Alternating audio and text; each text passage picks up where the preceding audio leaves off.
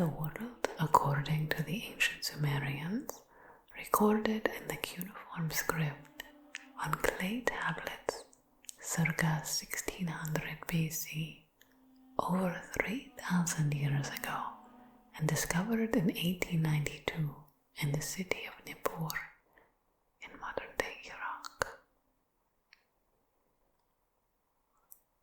In the beginning, well, we can't be certain what happened in the very beginning, because the first portion of the creation story tablet has been lost.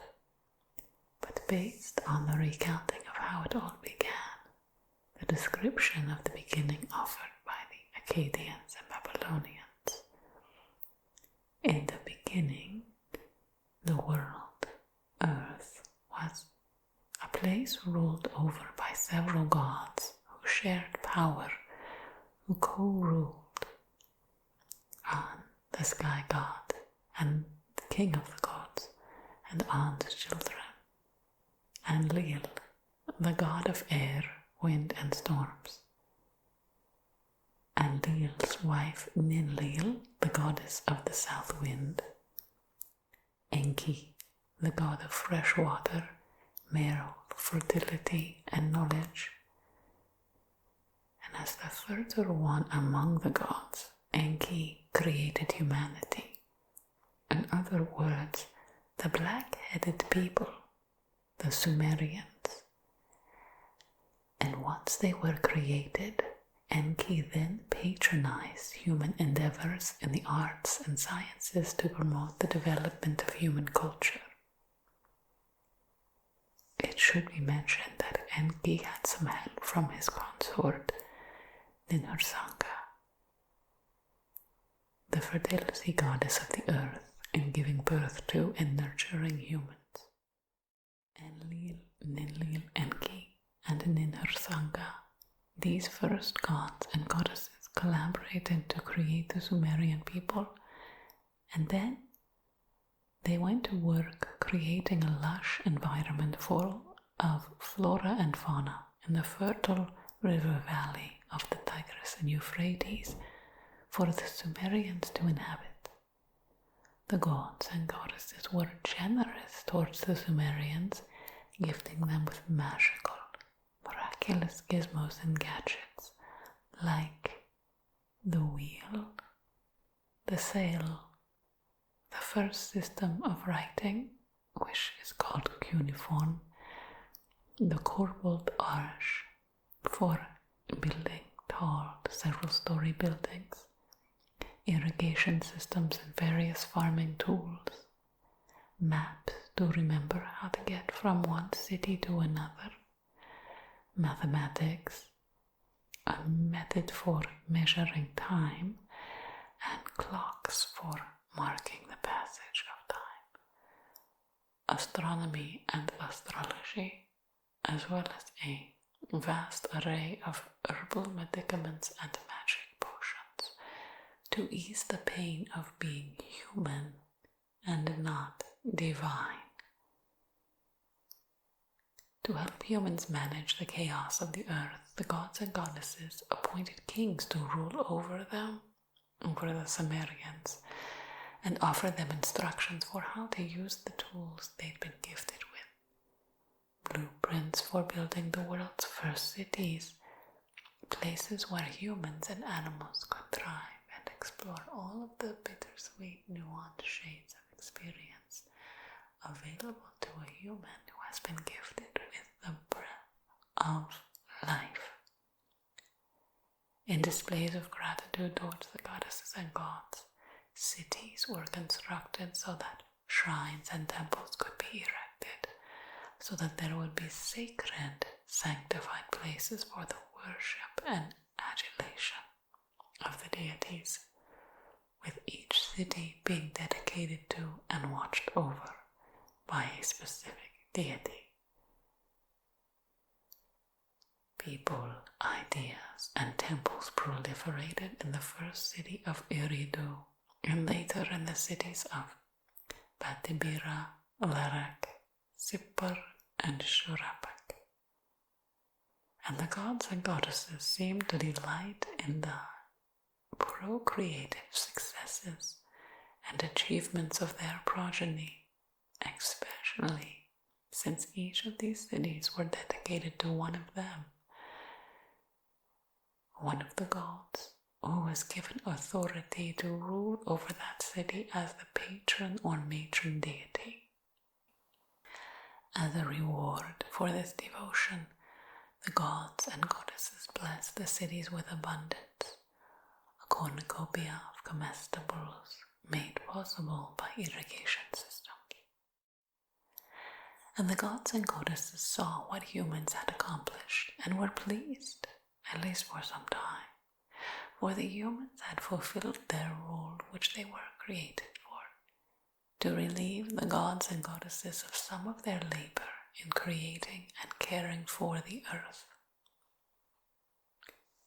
So it's somewhat unclear what precipitated this next turn of events, but at some point some of the gods and goddesses had a drastic change of heart about those first humans, the Sumerians, and decided to cancel them by wiping them from the face of the earth.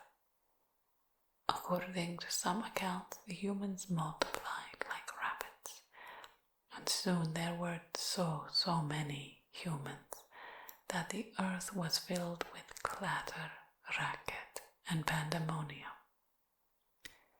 There were complaints among the gods that the black-headed people, the Sumerians, were too noisy and they were disrupting the gods and goddesses' sleep.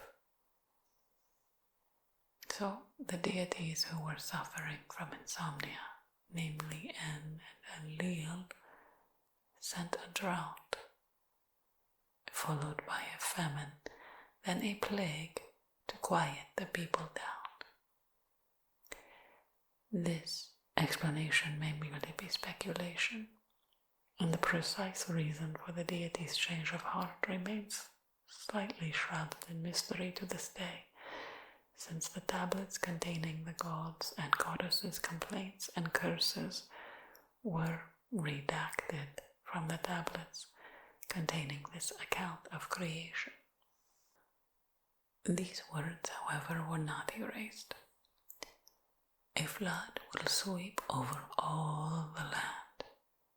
A decision that the seed of mankind is to be destroyed has been made. The verdict, the word of the divine assembly, cannot be revoked. The order announced by Han and Enlil cannot be overturned. The kingship, their term, has been cut off. Their heart should be rested about this. So we see that An and Enlil decided to destroy the Sumerians through a calamitous, all-engulfing flood. Then An and Enlil revealed their plans to the other gods and goddesses and ordered them to sign an agreement promising not to intervene on behalf of the humans. Tragically, when the other gods and goddesses learned of An and Enlil's plans to unleash a deadly deluge on the earth, every one of them, after some debate, decided to sign the agreement and pledged not to save humankind from extinction in this execution by drowning. With that, the gods and goddesses made the decision, possibly with a very heavy heart, maybe under duress, maybe in a moment of anger or sleep deprivation-induced insanity.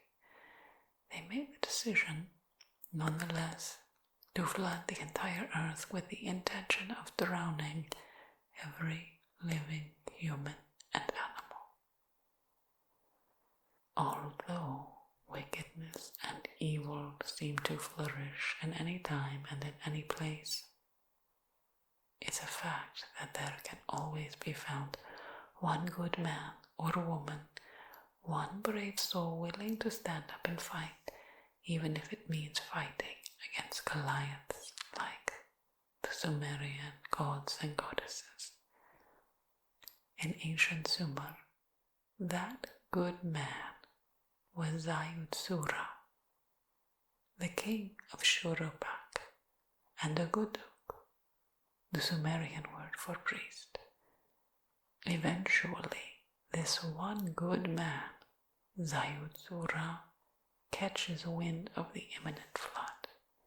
It is rumored that he was informed of the impending deluge by Enki, called Ea in Akkadian, the god of the waters. And Enki advised Ziudsura to build a large sailing vessel, something watertight, something we might even call an ark, specifically designed for protection and safety. Enki even provided detailed blueprints and assembly instructions which Ziudsura followed to the letter and nail, allowing him to build this watertight vessel that shields him and some animals he collected from the calamitous tempests and maelstroms that would convulse the entire world. For 7 days and 7 nights, Ziudsura's boat and all of the animals sheltering there with him were battered around by the winds and waves. Racked with seasickness and fearing for his life, Ziudsura called out to the sky god Endu Enlil, the god of air, wind, and storms, to grant him his life. As if in answer to his prayers, one morning the Utu, the sun, appeared through one of the ship's windows, a hole Ziudsura had cut in the side of the ark. The light that came through signaled to Ziusudra that the storms had passed. Jubilant and full of gratitude, Ziusudra bows before the gods and makes a sacrificial offering of an ox and a sheep. He thanks An and Enlil for giving him breath eternal and for preserving the animals and the seed of humankind. An and Enlil are touched by this gesture and Ziudsura's devotion, and they reward him with immortality. They also express remorse for wanting to kill off their creation, and rejoice that instead of being wiped out, a remnant of humans and animals has been saved. In some accounts of Ziusudra's brave ordeal, such as in the Epic of Ziusudra, the gods order him to relocate to where the sun rises, steering his craft eastward to a place called Dilmun, the land of the living. Once the flood subsided, the gods and goddesses guided Ziusudra's ship along the Euphrates River to the Persian Gulf, the Arabian Gulf, into Kur, a mountainous foreign country, or if you wish to believe, even possibly the underworld. Ziusudra redeemed humanity. It's possible humanity was punished by the deities for being seen as ungrateful for all they had been gifted with.